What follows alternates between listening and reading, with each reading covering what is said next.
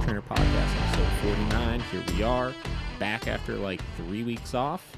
Had like an hour's worth of technical difficulties we just worked through. But guess what? We got a new sign. Yeah, we did. It's a slick new sign that Mr. Dubé here surprised me with this morning. Merry Christmas. Who made it? You want to plug someone? Electro Romantic on Instagram. Electro Romantic. Yeah, I forget his actual name, but that's his Instagram handle. Does a lot of cool stuff, so make sure you check it out. It's pretty cool. Yeah. What's new? Well, we've now figured out that we cannot take a 3-week break without Can't do it. every single thing going wrong. But, Can't do it. No, man, it was good. I went to Florida, the discount Hawaii, as this man went to the real Hawaii Was for it 3 in weeks. Hawaii? Yeah, I wasn't there for 3 weeks. I was there for 2 weeks. Sorry, 2 weeks. He extended it just a little bit. Just a little bit. I had a couple days on the end. Yeah, but Florida was fun. Got to see a bunch of family. Christmas as well. Got some socks, some underwear, you know. Dude, the necessary things. Yeah, it's really funny, though. Like, I used to hate that I would get socks or anything like that for Christmas, and now I'm like, please, that's all I want. Load me up. Yeah, load me up on the clothing. That's right. Got some new flannels and got some new pants. It was good. It was Feeling good. Yeah. Feeling good. Then came right home from Florida and then had a full shoot with Nuevo for their new menu. That went really well. And then I had to do a stop-motion animation. I saw that. That's pretty cool. Yeah, for Diamond Salt. It was the first time I ever did one. It was a little clunky, but it was still good. I think it looked good. Yeah. I think that's another cool, interesting thing you could start adding to your arsenal too. You know? Yeah. Now that I figured it all out, because that was the big thing was. What'd you have to do? Just take like a ton of pictures and then just clip them together? Is that basically just it? Yeah. But the thing that I made hard for myself was I wanted all this stuff on the outside to come in. Yeah. And you can't just let it come in and sit there because it just kind of takes the magic away. So every picture I'm like, I have to turn everything like just a little bit, you know? Yeah. So it took forever. Yeah. And my one buddy that does video work, he was just like, dude, you should charge way more. And I was like, I didn't know. I've never done it. So adding to the arsenal, though. Yeah, so I'm adding to the arsenal. And now I know how to do it, know how to set it up. So that's a new thing, stop motion. So if you need some stop motion, hit me up. Hit me up for the stop motion. I like it. Yep.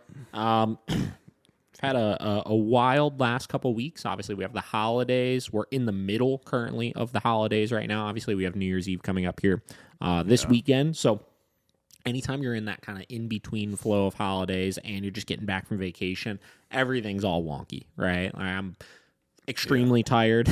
Yeah. You know, just getting over the switching of 5 hours behind. Yeah. Getting over the getting back into the groove of things. Luckily / unluckily, while I was on vacation, I have a very difficult time completely disconnecting from things. So I kept my mind occupied with a couple of work things every morning or so. Yeah. Gave myself a little feeling of like productivity. Yeah. Which everybody always is like, oh, just enjoy your vacation. Quit doing work things, blah, blah, blah. Here's my response to a lot of that kind of stuff, right? Work, right? Like, or your job, or if you have a company, or any number of these things, right? If you truly enjoy the things that you're doing, right? Why would you want to escape it completely? You know what I mean? Yeah. Like, work to me is not this thing that I have to do, right? Work is this thing that I enjoy. The personal development aspect of working and trying new things. And we were talking before we started the podcast while we were fixing our 9,000 technical difficulties, right? I have a lot of whatever you want to call it, innovating new things within the company that we're experimenting with and trying right now. And me being away for an extended period of time, 2 weeks is the longest I've ever been away from the company. And especially when I say I was like keeping myself occupied with work-related things, it had nothing to do with what was actually happening within the facility, right? So everything operated extremely well. And virtually all of that has to do with, obviously, our incredible team that we have there that was able to keep things running and keep things operating. Yeah. And any questions that they had along the time were quick, easy to answer, didn't require much time of mine. And frankly, they already knew the answers to. They were just looking for a little bit of confirmation on those things. Yeah. So everything went really well. But basically what I'm getting at is that kind of improvement and growth within the company is something that I enjoy so much. I don't want to escape it, right? I want to be able to keep improving on those things, keep improving on myself, keep improving on the company, and being able to disconnect and try some of those things that if I were within the company, right? If I were actually there, I would be too distracted with other things to be able to focus on. Was really nice, you know? So we had an awesome trip. We were away. We got a ton of relaxation in. We got a ton of seeing new things, experiencing new things in, and obviously everything ran really, really smooth. So that was a great end to the year for us. You know, it was really cool. I couldn't have been happier with how things went. Which island was your favorite? How about that one? I mean, so we went to Big Island and we went to Oahu. Big Island obviously was the favorite. I mean, that's like when people think of Hawaii, I feel like that's what they think of. Yeah. You know, literally just vast, beautiful landscape, clear blue skies, you know. It has like everything on it. I mean, there's freaking rainforests you can go to. You can go see volcanoes. You can go on top of one of the highest points in the country, the Mauna Kea mountaintop, where they have like 5 or 6 different like globally ran telescopes, you know. That's like crazy. That was the coolest. The resort we stayed at on there was beautiful, you know. The scenery and everything. It was really awesome. When we decided to extend the trip a little bit, we chose to go to Oahu simply because obviously Honolulu, it's more city. It was definitely going to be a different Hawaiian experience there. Plus, there were some really cool nature things to see. Like that's where like basically surfing was invented at the Waikiki beach, obviously. And then we went up to the North Shore. We were able to see the pipeline where all the giant waves come in, watch people surf them and stuff. The Disney resort that we got to stay at for a couple nights. How was that? Sweet. Very cool. Yeah. So it was great. It was all of it was really good. It's hard. You asked me when you got here, like what my favorite part of the trip was. It's hard to say what the favorite part was because it's just the experience of being there. It's completely unlike, you know, anywhere that I would have traveled on the mainland. Yeah. You know, it's definitely like you got to go at least once, you know? Yeah. That being said, went to go see the new Spider-Man movie. Yeah, there we go. We went to go see the new Spider-Man movie. I couldn't wait. Listen, I was sitting there and I kept telling Kate, I was like, man, the movie just came out. I was like, I really want to go see it. I really want to see it. She's like, I don't want to go see a movie on Hawaii. I don't want to go see a movie on Hawaii. I talked her into it. We went to go see it. I knew if I waited 2 weeks to see that freaking movie, I was going to come home and have all the spoilers. Yeah. It wouldn't have been what it could have been. Oh, yeah. So we found the most hinky-dinky little movie theater where all the locals go to. We went there, and we enjoyed that movie. Yeah. God damn, that was a good movie. So good. Dude. I think it's better than, like, the end game and everything. I completely agree with that. I think it was... Oh, my God. Yeah. Like, the story arc. Yeah. And wow. Whoever was like, listen, and came up with the idea of this movie and like having the other Spider-Mans come in, I mean, that man deserves Spoiler alerts. Spoiler alerts. We're going to throw some spoiler alerts right now, so stop listening. Oh, yeah, sorry. Okay, listen. Sorry. Doc Ock being the good guy at the end. Yeah. Saving the day. Saving the day. You know? God. When fucking May died. I know. Dude. Kate was sobbing. Yeah. Like from that point on, she was crying the whole movie. The entire movie. That's what that one was doing. So emotional. You know how they portrayed Green Goblin as just pure evil. You know, that was the one thing they said about like all the other villains within all of the Spider-Man worlds. They always kind of had this little bit of good to them. They got thrown a bad stick, which kind of caused them to go over the edge, this, that. Yeah. But Green Goblin was just evil. Just evil. Willem Dafoe is one of my favorite. Like, talk about how plastic his face looks, though. Yeah, dude, he's like 60, mid 60s. Yeah, and he looks the same. They showed the side by sides of him in 2002 for the Spider-Man 1 release, and then him in 2021, and they look like the same person. Yeah, just more plasticized. I don't know, man. He's one of. he's one of a kind look too, though. You know, Yeah. like I don't think there's anyone else in this world that looks like Willem Dafoe. Yeah, he's a goofy looking guy, for sure. He was made like him, and the guy that plays Doc Ock were like made for those roles. Yeah. They look exactly like what they should be, I think. 100%. You know, and then, you know, when Andrew Garfield saves MJ. And you're like, oh, he's like rectifying for him losing his girl. Dude, I'm getting goosebumps thinking about it. I know, dude. I want to go back and see it again really bad. Yeah, we we almost do went to too. go see it yesterday. Yeah. It was just the whole movie. And like when he saved MJ and he's like crying and stuff, you know? Yeah. And just like the three of them together, you know?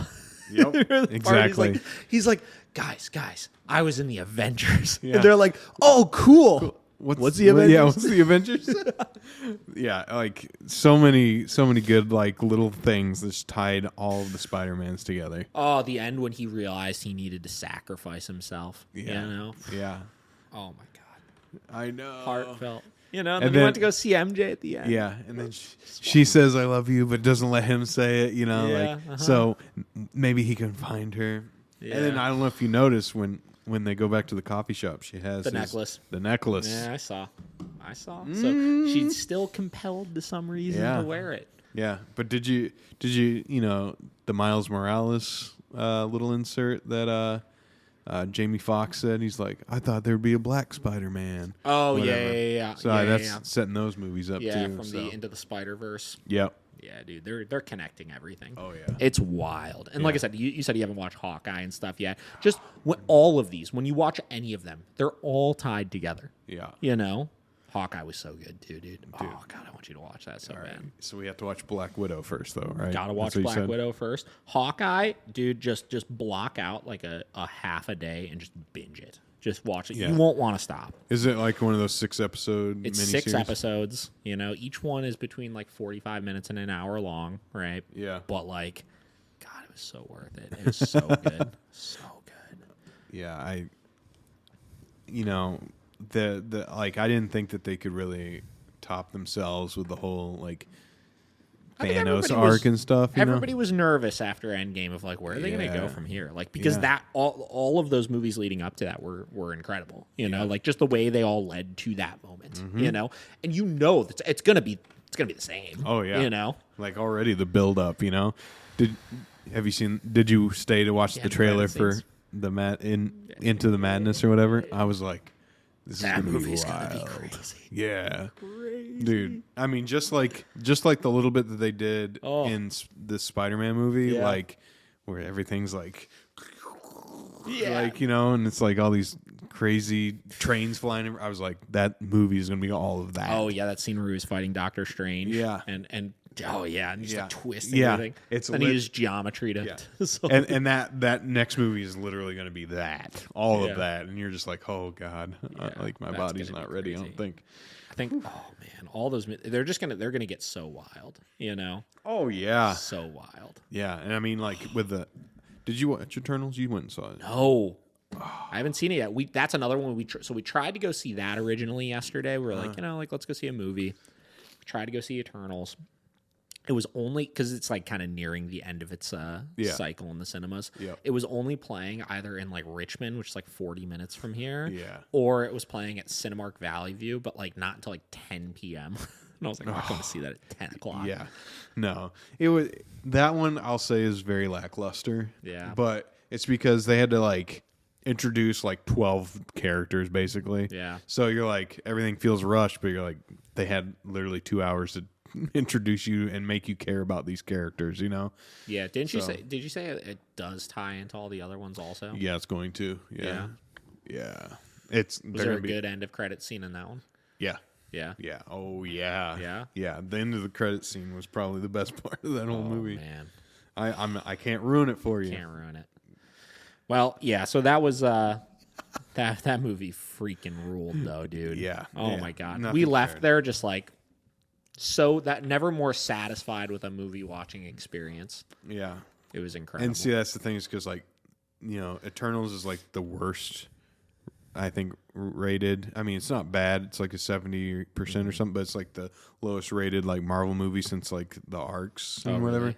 Yeah. So everyone was like, and then they come out with this and they're like, Spider-Man, and Yeah. everyone's like, okay, we're hyped. It's Everybody Spider-Man is like the original superhero. Yeah. You know, like past everybody else, it was like Superman, Batman, Spider-Man. You know what I mean? The Like three, yeah. those were the three. Yep. So, you know, because even before that, they had some other miscellaneous ones, but all the Captain America, Iron Man, stuff like that, didn't come until later. No. Didn't come until you didn't love those characters until way later. No. I mean, unless you were like a comic book nerd, you didn't really know about it. Like as a kid, like that was my superhero. Yeah. Was Spider-Man. I loved yeah. Spider-Man. I used to watch the cartoons all the time. We had all the cartoon movies and stuff, Yeah. you know? And then when Tobey Maguire came in, just crushed those movies. I loved it. Yeah, like, I mean, what, in the 60s, they had this Superman, that original Superman cartoon. Mm-hmm. The Batman thing came along in, like, I think the 80s. Mm-hmm. And then throughout the 90s with Mark Hamill. And then, the Spider-Man cartoons, I think, were in the 80s and 90s, too. Mm-hmm. So, but none of those others really, like, they would have, like, little cameos in those shows sometimes, you know? Yeah. Or they had, I know they did, like, the Justice League, but no one cared except for shit about that. Yeah, no one cared except Nobody for still Superman. gives a shit about it. Yeah, I know. Nobody still does. You know? Remember when they hyped up that Zack Snyder Justice League cut that came out? I watched it 4.5 hours or whatever. Nobody really cared. Everybody's like, it's good. It's gonna save DC. Blah blah. Yeah. It didn't save shit. I will say though that Robert Pattinson Batman looks like it's gonna be fucking real good. Dude, That looks like it's gonna be real good. I'm really hoping for, like, a lot of people are like, it's going to be rated R. It's definitely going to be rated R. I'm like, are you sure about that? And they're like, oh, yeah. And then I watched the trailer, and I was like, holy shit. It probably will be rated R. Yeah. And, dude, you know, I'm not, like, the biggest Nirvana fan ever, but that little rendition of Something in the Way. Oh, yeah. I was like, oh, God. I was getting tinglies. I was like, oh, he's going to kill somebody. The trailer looks so good. Yeah. It's all those parts. I am vengeance. And, like, it'll be cool to see, like, a dark, like, Riddler, you know? Because the last Riddler we got was, I mean, Jim Carrey, and it was good. Yeah. But it was, like, the funny, kind of, like, comical, cartoony. I think, was that George Clooney Batman? I think so. I don't know. I never really watched any of the old ones. Because they were, I mean, they're a trip. They're a real trip. Yeah. So I think it'll be cool to, like, I think they saw, like, the you know, how well the Joker did. Mm-hmm. And they're like, okay, so they were like, the only way we can compete with Marvel is to have these darker, like, real gritty, like, things, which is what Batman really was anyway. It's never been like a happy-go-lucky thing, except for the cartoons. The whole Batman world is like crazy. You know? Like it's psycho. They're like, most of the bad guys are like, literally mental cases. Did you ever play? I don't know if you're a video game guy or not, but did you ever play Batman Arkham Asylum? No, but I always wanted to. Okay, so I never played it either, but I had a bunch of friends that were really into it, and they said that game was just nuts. Like it was so much fun. It was like so dark. Like all the villains were in it and stuff like that. Yeah, they need to come out with a movie like that. Yeah, that just takes place like something happens and all the villains get out, they break out or whatever. Like some sort of like huge, massive, crazy thing like that. You know? Yeah, and just own it. You know? Because like it's just I don't know. There's something about like any DC movie I've ever watched. Right? Mm-hmm. I feel like the problem with them. I don't know if we've talked about this. I've talked about this to other people. The problem with DC to me is they take the superhero thing and they take it too literally and too seriously, right? They try to make these like drama, intense movies that have no comic relief to them. Nope. And they're just like, oh my God, this is real life, right? Marvel, what I always have loved about it is they take the superhero thing and they make it apparent we're kind of making fun of it, you know? Mm-hmm. Like it's serious. There's a lot of action. There's a lot of drama. You know, they're very emotional and heartfelt and stuff. But they put so much good comedy into every single one of the movies that you don't have to take it seriously. You could look at it and be like, this is just for my entertainment purposes. Yeah, you know? Exactly. And I just feel like DC just misses the mark on that repeatedly. Yeah. Like, I get it with, like, the Batman series, but, like, the Superman stuff was, like... I don't know. Like, they really tried to make it so realistic and gritty. And I don't know. There's just something about okay, he's a man in a suit flying around. Like, Yeah. I'm sorry, like that's just real hard to like Yeah. make me feel believable in the world or whatever. Like, you know? Yeah. And that's the thing is like, yeah, like Thor and all that. They always make fun of him. They make fun of the suits and stuff. They make fun of all that stuff. Like there's a scene in Hawkeye that where like they try to make him like this outfit. They're like, oh, you need a cool Superman outfit, and he's like, get the fuck away from me with that.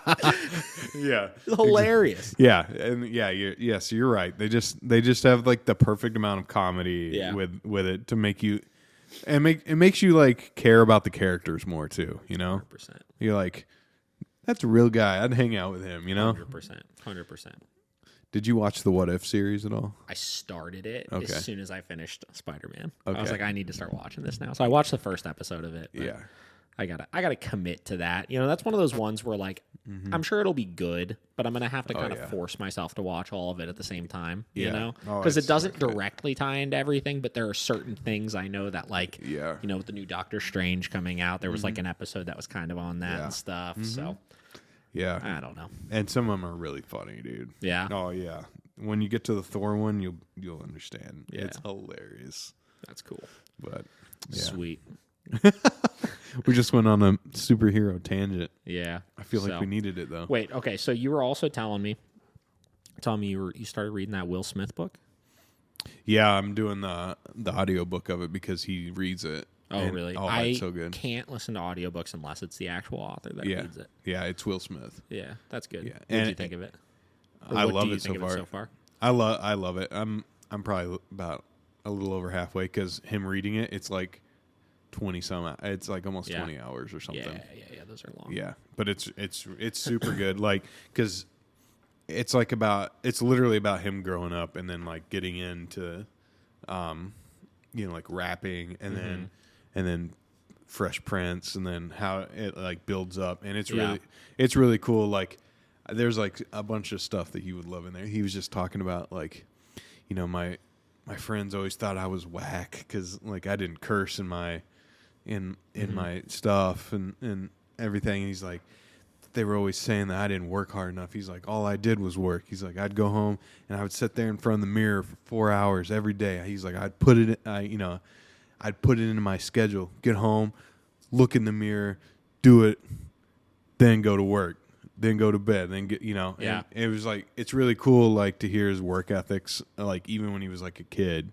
you know, like 18. Yeah. And like this poor kid from West Philly, like literally from West Philly that had nothing. Dude, it's so I don't read a ton of autobiographies, but like there are some people that like they do really interest me with. And that's as soon as you texted me about that one, I was like, I probably should watch that one. So I bought for the plane ride back and I read start to finish. I read Matthew McConaughey's autobiography he just put out. Like he just put it out like 6 months ago or something. Yeah. That was a really good one. Really? You know, you don't realize some of these people, like it is crazy. A lot of these really successful actors had such garbage, crazy, ridiculous lives growing up. You know, like he talks all about like his upbringing and like he lived in this like ridiculous household where basically he had like parents that were extremely abusive towards each other. Yeah.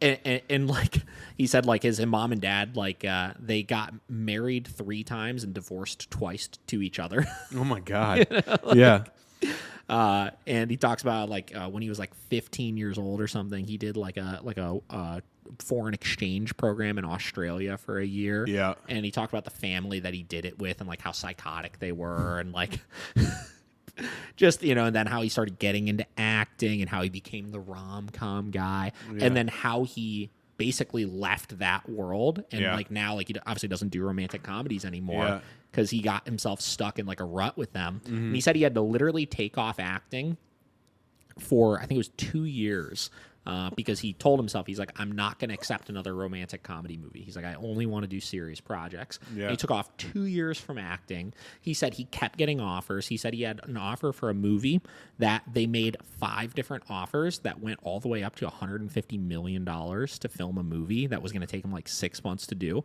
And he said he had to stick to his guns and say no still. He's like, that's crazy. No, like Yeah. I only want to take these certain films. And that's how he got to then his return film was Dallas Buyers Club, right? Which and I've never seen it myself. I haven't either. I heard it's crazy. I know he won, obviously, he won an Oscar for it. But he had to like lose like 35 pounds for it. Like he was like basically emaciated in the movie and stuff. Like, yeah. So he talked about like That's obviously crazy. going through like that downfall, like of like all the depression and stuff that was like coming with like basically taking off acting while like just completely destroying his body for this film and everything. It was wild. It was a really, really great book. Yeah. So I think it's like because Will Smith was the same thing. Like his Daddy-O. He was like, Daddy-O was beating mom all the time. And like, he's like, the thing that I always regret is that I didn't stop him.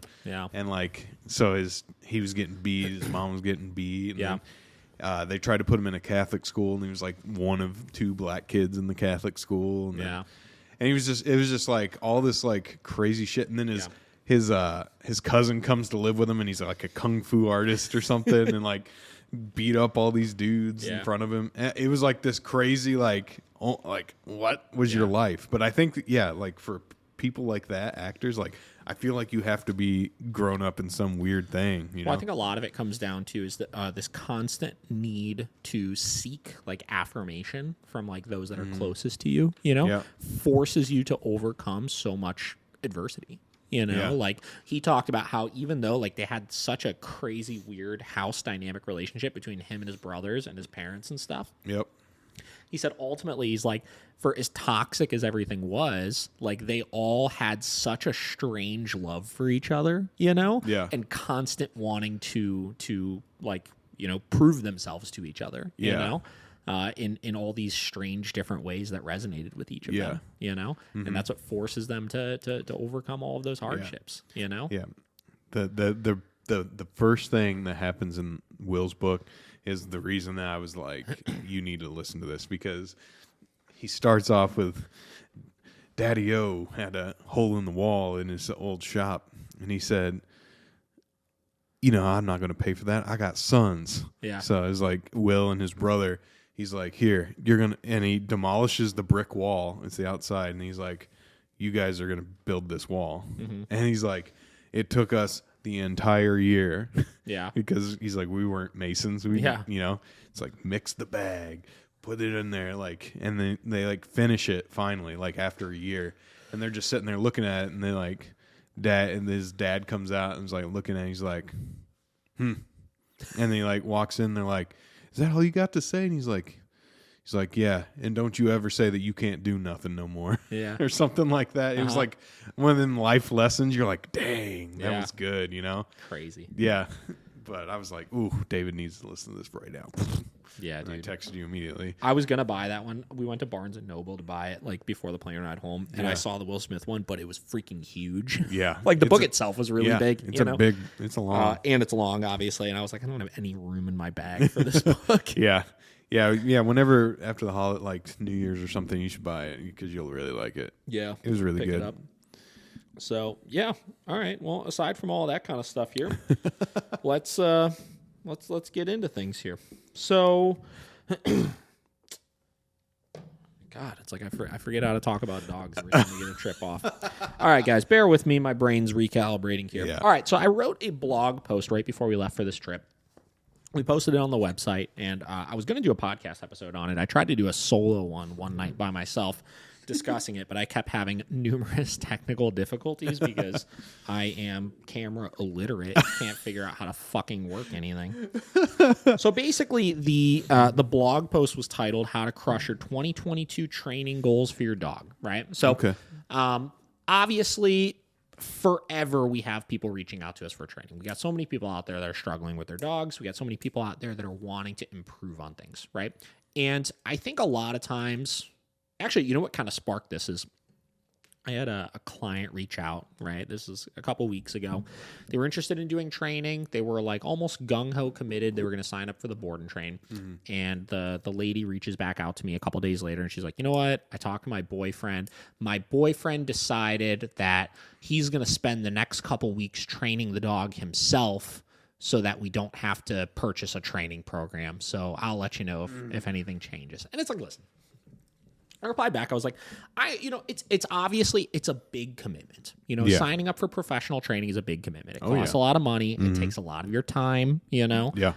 and it's not as easy as everybody makes it out to be, right? No. But here's the thing, right? It's not that I'm saying you can't get training done by yourself. It's not that you can't find major results, right, from your training by yourself. The issue is so many people are so lost when it comes to what they need to do, you know? This idea of, well, I'm just going to train the dog myself. It's like, okay, what does that mean? Yeah. What does that look like? What do you have to do in order to find success with that kind of stuff? Because it's not as simple as like, let me just start making my dogs sit at doorways and let me just make them walk next to me with the leash and stuff. It has nothing to do with any of that kind of stuff, right? And frankly, even when you get into more serious behavioral issues, right? I have a client that reached out to me, and they had an incident on Christmas Eve with their dog and another dog that was 100%. And the dog is a very social dog, but the dog got into a fight with another dog on Christmas Eve, right? And it was 100% a result of just improper socialization, right? It was 100% a result of not setting the dog up for success with things, right? And a lot of this comes down to so many of your issues that you're having with your dogs are not training related issues, right? These issues are, typically speaking, knowledge issues. They're you just understanding your dog and understanding the things you need to be doing with your dog at a much deeper level in order to find success and in order to know what's going to be good for them and what's not going to be good for them, right? You could have all the training in the world, but if you don't know what to do with it, it becomes a problem. Right? Yeah. With great training comes great responsibility, if you will. Oh, you just had to, didn't you? Just had to throw it in there, right? So our job as trainers is to give you that knowledge. We're going to teach you how to train the dog, obviously, in a more efficient way than you typically will know how to do. And we will help set your expectations and all of that kind of stuff, obviously. But the training itself is a small part of it, right? It's us coaching you through. Like we had to have, we're going to be doing a session, obviously, with this client, teaching them these are the situations that are going to be appropriate to socialize your dog in, and these are the ones that are not going to be appropriate to socialize your dogs with, you know? Yeah. So whatever. So I made this list, this blog post here, just breaking down some of kind of the things that I would do if I were a new owner trying to find success with my dog in the new year, right? I like it. All right. So thing number one here, naturally, like we just discussed, hire a trainer. Yeah. You know, like number one. Regardless of how competent you may be with training, regardless of how many YouTube videos you watch, even our own DIY YouTube videos, stuff like that, hiring a trainer is going to be your best chances of success. I always said, I was like, it's so easy to fall for your internal ego that we could do this on our own. But the fact of the matter is there are professionals for a reason. We know the best and most efficient ways to do things. We will be able to see the flaws in your training better than you, and we will be able to push and motivate you to achieve much more than you thought possible in a much shorter period of time. It may be expensive, but it will exponentially increase your quality of life with your dog in a shorter window of time. Right? What was that post? I don't remember if we talked about it on here or not. That the Chris Doe posted where he talked about what is an expert. An expert is somebody that's failed, more times than they've succeeded to find the solutions to every problem that it could occur. Exactly. Right? Yep. Again, we've talked about that. The reason why a professional is going to be so good is, and I quote Mark Goldberg, we read some of his books on here, obviously. He made a post years ago that still to this day resonates with me, where he was saying, a lot of people that say, I've trained all my own dogs, right, and this one just won't get it, or some sort of variation of that. A lot of those people, he'll be like, well, how many dogs have you had that you've trained? And they'll say at the absolute most 10, something like that. Yeah. Right? To which he'll always respond back, I've trained that many just today. Right? Meaning we've experienced 100 times more situations, even more than that sometimes, right? Than you will ever experience with your own personal dogs. Oh, yeah. Right? So something that may take you literally years to figure out the solution for with your own dog, we will know that solution like this. Yeah. Right? We'll be able to look at that scenario and be like, oh, well, this is why that happened. Right? As soon as the person called me about, hey, this happened on Christmas Eve, right? Boom. This is why this happened. This is exactly why this happened just based on all the information that you're telling me. And this is how to make sure that never happens again. Right? Yeah. We have those solutions because we've seen so freaking much, So, having a trainer, at your disposal for this is just going to make the process easier. It's going to make it better. And then a lot of what we look at, we see this with our clients post-board and train, right? A lot of times people will see improvement with their dog and they'll be okay with just improvement, right? Where we'll be able to push them that extra notch to not improvement, but closer to perfection, so they could realize just how much that dog is actually capable of with these types of things. Yeah. Right? So hire a trainer. If it's within your financial means, I know it's expensive. You got to just look at it as a long-term commitment, right? Look at how much money you spend over the course of 10 years on car insurance. Yeah. Right? It's probably a fucking lot of money, right? Yeah. Look at this as your dog's insurance. Right? That initial training payment that you make is your insurance that for the rest of your dog's life, you'll be able to enjoy them to the fullest. Yeah, right? exactly. Just for context, how many dogs do you think you may have trained over the years? I've tried to do the math on this before. It's hard to say at this point because so much of the training is done by the rest of the staff. Yeah. I will say Miracle as a whole, right? If we were to look at 3 years, I think I counted our first year. And this is not 100% accurate of a number, but it's about as close as I can get just by looking at the reports and stuff that I get, obviously. I think our first year in business, we trained around 400 dogs, if I'm not mistaken. Right? Yeah. Now, first year business, that number has probably doubled since, if not tripled, just because we have so many people that are training dogs now. A lot. A lot. And I mean, that's just for context. Like, like you were saying, like, oh, you've trained 10 dogs, 5 or 10 dogs. Like, I've literally done over 2,200. Let's do some real quick math here, right? So we do roughly 15 board and trains at a time. They're about 4 weeks times 12 months. That's about, is that right? No. 15 times 12. That's better. I was like, that's not the right number. So board and trains, we're probably doing about 180 a year with that. One-on-ones, say 50 times 10, 6, that'd be about 300. Yeah, that's going to be about 500. Plus add whatever I'm training on top. Yeah, I would guess we're probably training about 600 dogs a year, would be my guess at this point. Yeah. So a lot. Yeah. Yeah. Way more than you have. Yeah. Than you ever will. So, so that's kind of the point here is, right? Yeah. Like, we've experienced literally every situation imaginable at this point. You know what I mean? Like, honestly, I'm pretty confident saying there's not really going to be anything new that comes in at this point. No. We've seen the worst of the worst. We've seen the easiest of the easiest, and we've seen everything in between. Right? Yeah.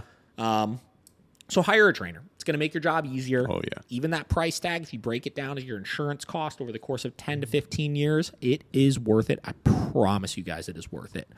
And hire a good trainer, obviously.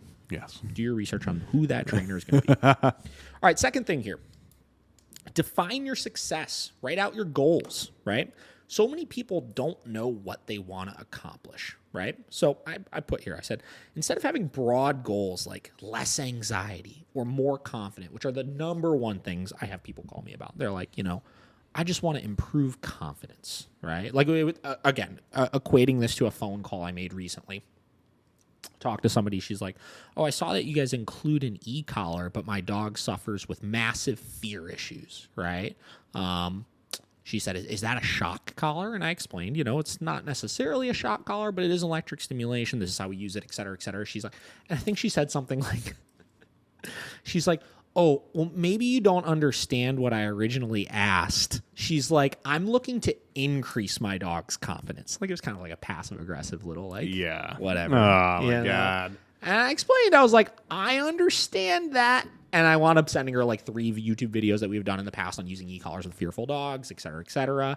But the problem is that whole dilemma of a conversation was created from not having a clear enough goal, right? So, like I said, instead of having broad goals like less anxiety or more confident, look for the specific issues related to those general goals and where it's really inhibiting your day-to-day, like, in quotes, doesn't come when scared, or breaks out of crate when anxious, or any number of additional things, right? You really have to detail what are the problems we're having right now. What are the things that I want to improve on, right? And that's what helps you be able to define what success is and know where you need to practice things, right? Because again, 90% of people that call me, their dog already kind of knows stuff, right? They already kind of know sit, they already kind of know down, they already kind of know come. But by being able to broadly describe this is where I'm having an issue, right? It makes it more clear as far as being able to check those boxes of successes, right? Yeah. We talk about all the time, life is a battle of little wins, right? If you could break down your wins into small digestible things and check those off along the way, you're going to find yourself being more confident and you're going to find yourself having more motivation to keep plugging away with that training process, right? So look for those things, define exactly what your success is going to look like and what your goals are going to be, right? All of those general goals, as you tackle those other things, will improve with it, but you just have to more clearly define what you want. Yeah. Next thing. What are your bad habits? This is another thing where you have to define and write out where are the areas that I myself need to improve, right? A lot of people look at all the issues their dog has. They look at all the issues that everybody else has. They look at all the issues of where the trainer didn't help them, this, that, whatever, right? If you want to improve anywhere in your life, in your relationships, in your professional life, in your relationship with your dog, et cetera, et cetera, et cetera, we have to take accountability and figure out first and foremost, what things of my own can I control, right? So I said, obviously we want to focus on our dog and their issues, but it's equally important to stop our bad habits that may be creating these things. Struggling with arousal when guests come over, but getting your dog level 15 amped up as soon as you get home from work, you're equally to blame for this, right? I don't say this in a shaming way by any means, right? Obviously, I know that so much of this, like you said at the beginning, is an education issue. But once you make that commitment to, I am going to crush my training goals this year with my dog, those are a part of the success. So look at the areas that you're having issues with your dog and ask yourself the question, how am I screwing this up, right? How am not just, and again, always trying to equate this back to situations I've experienced with clients, right? We've seen in the past people come in, let's say post board and train, right? They come in for their 1 week check-in a week later, and they're all frustrated and mad at us because they're like, the dog doesn't get it. The training didn't work. Yeah. Blah, blah, blah, blah, blah, whatever. You know, they're it's always, it's something wrong with you or it's something wrong with the dog, right?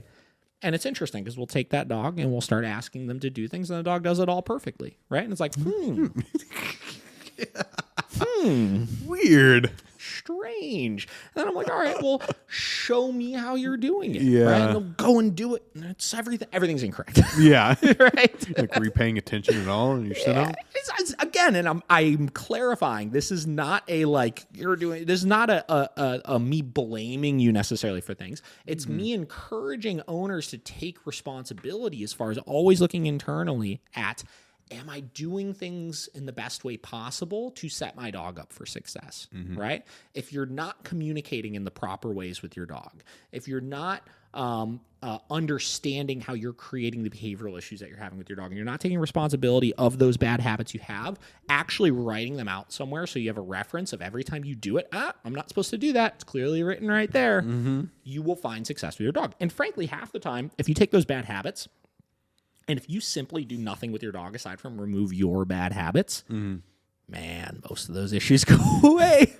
They're gone. Wow. Most of them go away, you know? It's pretty interesting. Yeah. You know? It's like if you just stop for a minute, it gets better sometimes. Yep. So that's another thing. What are your bad habits? Okay. Next one. Don't overwhelm yourself or your dog with too much at once. So what I said here, I said, if you have 15 nuisance behaviors you want to work on with your dog, start with 2 at a time. You'll be more consistent about correcting them every time. And as you work through the list, you'll likely find others dissipate on their own, right? So this is a big one, right? It gets easy to look at, and this is a big one with anything. If I have a laundry list of 15 things I need to get done today, and I try to do all of those things at once, right? It's not going to go very well, right? I'm going to get stressed out beyond belief, and I'm not going to do very well at any of them, right? Yeah. And this is why small, micro, baby steps exist for a reason with anything, right?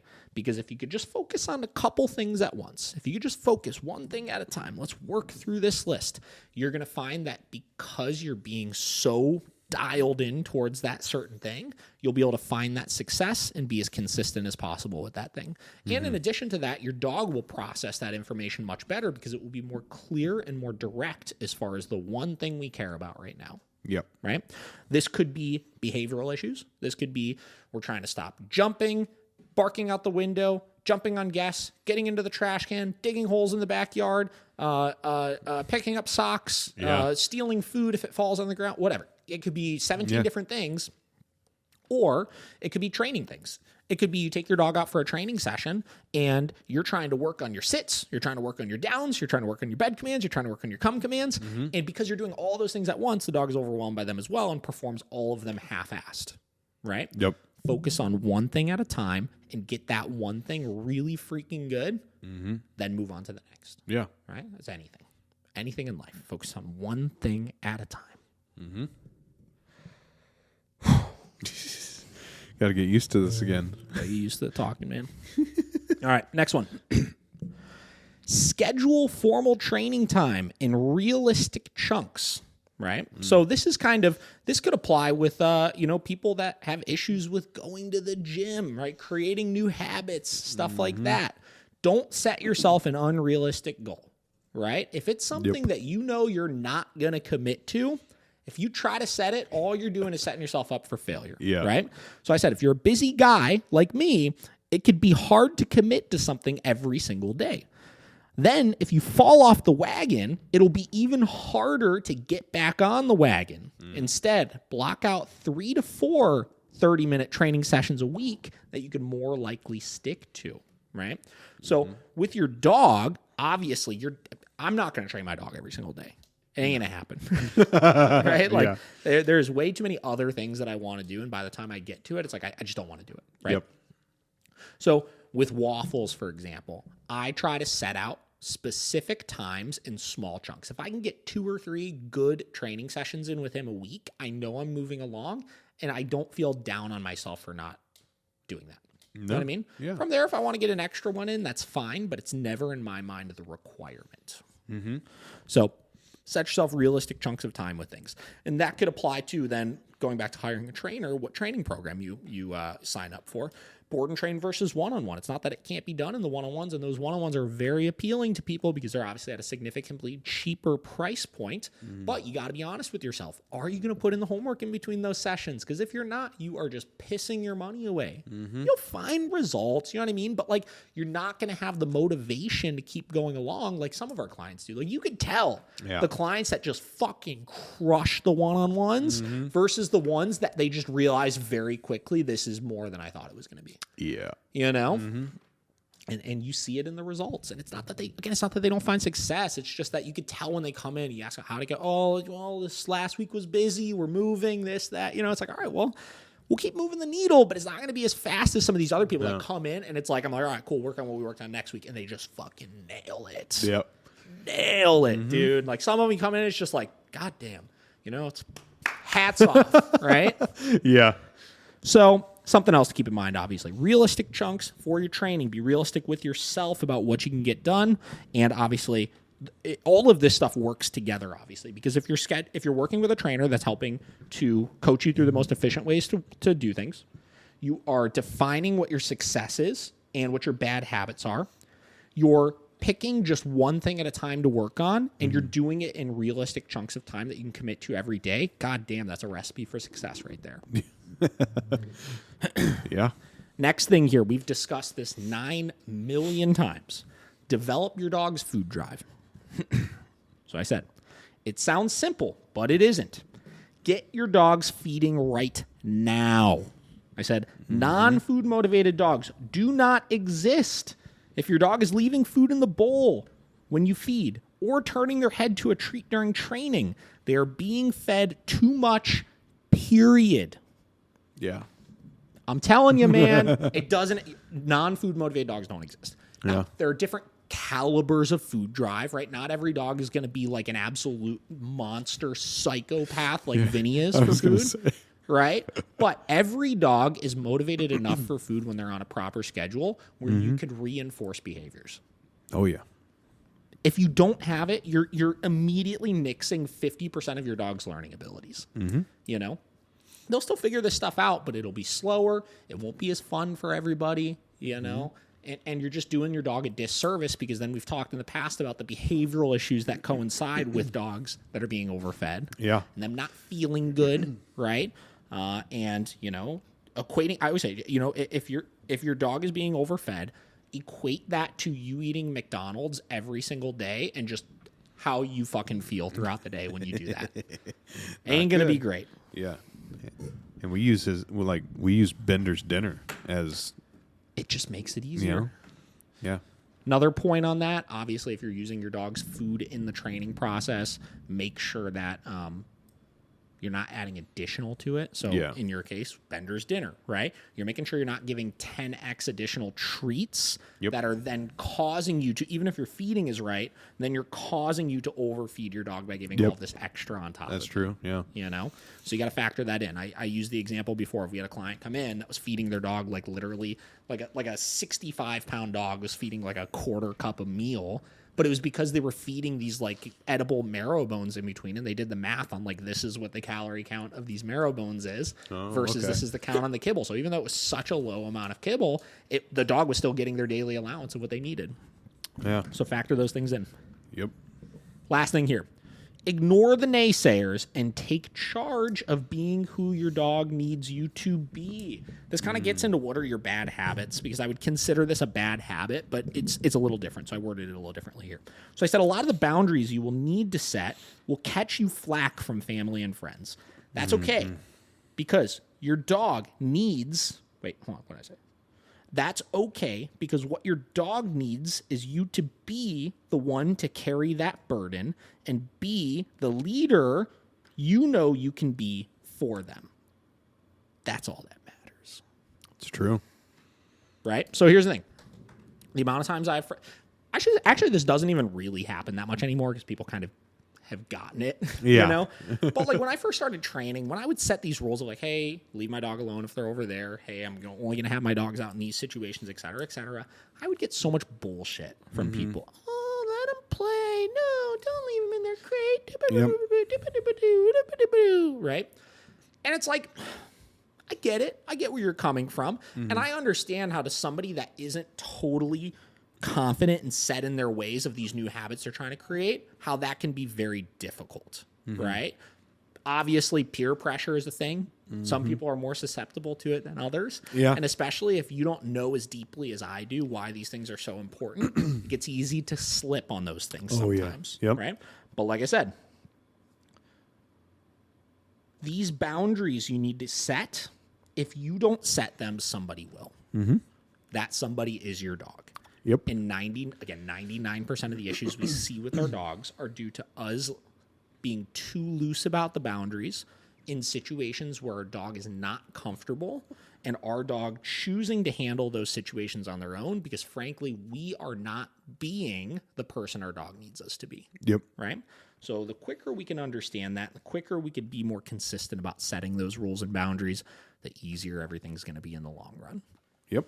You know, I mean, it really is as simple as that. Like a lot of these things you look at, a lot of these things are you things. A lot of these things are improving yourself to improve your dog. Being the person your dog needs you to be, ignoring the naysayers. It's a you thing. Developing food drive. Our dog's not going in the fridge and getting extra food for themselves. No. That's an us thing. Scheduling formal training time. That's an us thing. Not overwhelming yourself.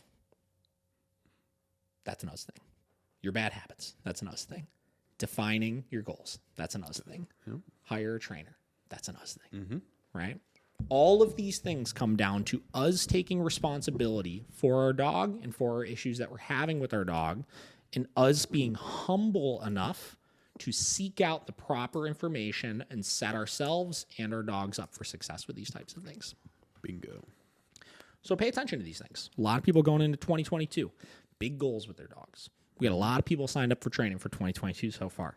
Getting ready to start, getting ready to get cruising on these things. Pay attention to this stuff. Yeah. This is something I would recommend that everybody getting cruising on training should start to do. Mm-hmm. Hey, those people took the first step. They found a trainer. They did. So now we just got to coach them through the rest of it. Yep. Yeah. I like that. So short and sweet. Mm-hmm. We're not doing a whole lot today. We're just getting back in the groove of things. So you guys heard us talk about movies for like 45 minutes, and then you heard us talk about some dog training related things. So as we do this smooth transition to talking about dogs again, we hope that you guys enjoy it. We hope that if you guys have questions, you let us know. Next we're going to have a couple podcasts this week, I think. So next one will be coming up here soon for you. We'll try to have it a little bit more dog dense, and we'll see if we can cover the last couple topics we need to close out this year on. Yep. Josh, what do you think? Well, you mind if I add to that last point? Add away.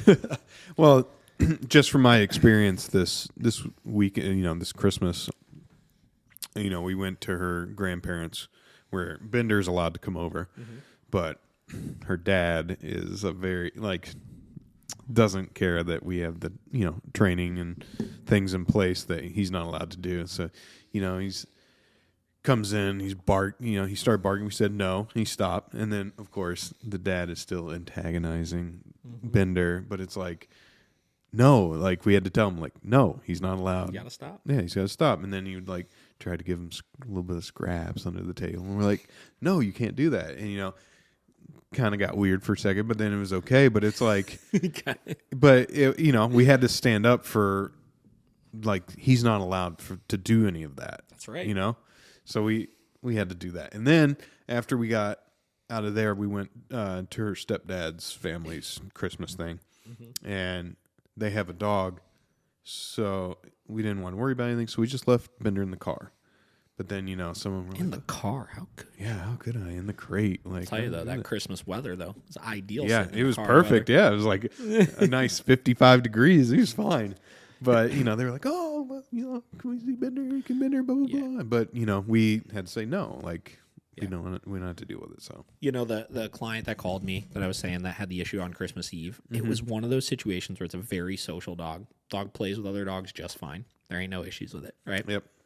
But it was exactly what I preach as far as why you can't do some of the things with dogs. Why your dog doesn't need to go everywhere with you, right? Why your dog doesn't need to go to Christmas parties. Why your dog doesn't need to go to people's birthday parties, et cetera, et cetera, et cetera, right? Because everybody is really good at supervising and enforcing rules in situations where it's really important for a short period of time. Yep. Right? And in this case, person came over with another dog. Dogs were socializing and fine. Client was on it, supervising with the e-collar for the first hour, 2 hours, Then things get loose. The night starts going on. We're eating. We're drinking. No longer supervising. The dogs were in the basement for whatever reason with somebody else that was at the party. Suddenly the dogs come running up the stairs and get into it with each other, and suddenly big fight breaks out. I think somebody got bit breaking them up. It was just it was a mess. And it's that was the first conversation I had. I was like, listen, what the solution, the dog shouldn't have been in this situation. Yeah. It's okay. I get it. I understand, but this is why I preach these things, and forget them for a minute, right? We get a lot of people that call us after they have an incident like that, right? Whether it's somebody that's done training before or somebody that's new to training or whatever, and they have an incident like that, and they call and they're like, we need training now, right? Or people that have done training, they're like, we need more training. We need to do another board and train. We need to do another this. We need to do another that. And, the first thing that I communicate with them before I ever sign them up for anything, if it's somebody who hasn't done training before, is no amount of training will solve that problem. Nope. Because it's not a the dog problem. No. Right? There's nothing wrong with the dog, right? I remember I was on the phone. I was like, they're dogs. Yeah. It's like this stuff happens. You know what I mean? Like dogs get in fights with each other, right? Like dogs compete over resources. I think what they assumed happened is either a table scrap was given to the dogs down there, or a plate of food fell on the ground or something, which caused a fight when both dogs went for it, obviously. I was like, they're dogs. That shit is gonna happen. I'm telling you. You know what I mean? Yeah. And this false pretense that it's like, you know, like the dog needs more training to make sure that doesn't happen again. It's like, no, the dog doesn't need more training. I was like, you gotta understand and know what those rules and boundaries that you set are to make sure you're setting the dog up for success, regardless of the dog, right? Regardless of how social the dog is or non-social the dog is. Yeah. I set all these rules as the same, right? I think I explained. If you're going to socialize your dog, right? Period, right? There are kind of 4 big rules that you need to follow, right? I said, one is there has to be direct supervision at all times, right? Because there wasn't direct supervision in this case, we don't know what really led to the incident, right? We don't know who started it. We don't know if one of the dogs started it. We don't know if a person started it. We don't know what the deal was, right? So you can't look at this situation and really learn from it past you weren't supervising, so we have to make sure that never happens again. Yeah, exactly. Right? Second thing you need to do is you need to make sure there's no resources out. Food, toys, affection. I talk about this forever with people. I talk about it until I'm freaking blue in the face. If the dog is not living in the same house as your dog, right? Meaning it's not your dog that you're socializing them with, there never, period, should be food, toys, or affection being given while those dogs are socializing with each other. I don't care how much one dog can tolerate it or the other dog can't. You cannot do it forever, right? And still to this day, 90% of the calls I get of like, oh, there was an incident at the dog park, there was an incident here, et cetera, et cetera. One of those 3 things was happening when that fight took place. Right? Oh yeah. That includes, I explained, if humans are eating, say we're socializing our dog, we're not giving them food, we're not giving them toys, we're not giving them affection, but you and I are going to sit here and eat, right? You got to put them away, right? Or you got to put them in downstay somewhere or something like that. Because if accidentally a scrap falls on the ground, you drop your plate, you spill some food, that could still trigger that response still. Right? Third thing was set yourself up for success in short periods of time. Like we explained, everybody can supervise things really, really, really, really well for the first hour. But as things loosen up, you get a little lax. You know? What was the last thing? I don't remember. Your dog should never be socialized with other dogs without you present. Right. So what I mean by that, the same person had a similar situation in the past with somebody came to the house to let their dog out with their dog. And same deal. They had a little bit of an incident as well. But it's like same deal. Like if you're not there, there's nothing you could do about it. And automatically that kind of falls on you. Right. It's your fault still. You know? So, you know, spinning off into a separate topic here, but like all of this comes down to not necessarily training issues, but owner issues, issues. Us understanding these things and setting these rules and being the bad guy and catching the flack for not bringing our dog to Christmas dinner, you know, and catching the flack for, why do they need to stay in their crate over there, right? To avoid the incidences, right? And if you follow those 4 rules, I explained, I was like, and the other thing, I think this actually was the 4th thing. Anytime you're supervising your dog with other dogs, you have your e-collar set all the way up as a just-in-case emergency brake. Proactively in a position to stop an issue before it starts. You know? So if you I explained, I was like, if you follow all 4 of those rules, there should never be an issue. Nope. It's pretty much as simple as that. There should literally never be a problem if you could follow those 4 rules. So. Yeah, I mean, when we're on like hikes and stuff now, I mean, I just keep it at like 60 or 70 because he's fine. If there's ever to be a problem, it would be one that would need a high correction. That's what I explained to everybody. Like if you're off leash, you know, just keep your e-collar set at whatever you know is going to be high enough for the big distractions. Because your corrections you need to give in those situations aren't for little things. It's not like, you kind of forgot to sit.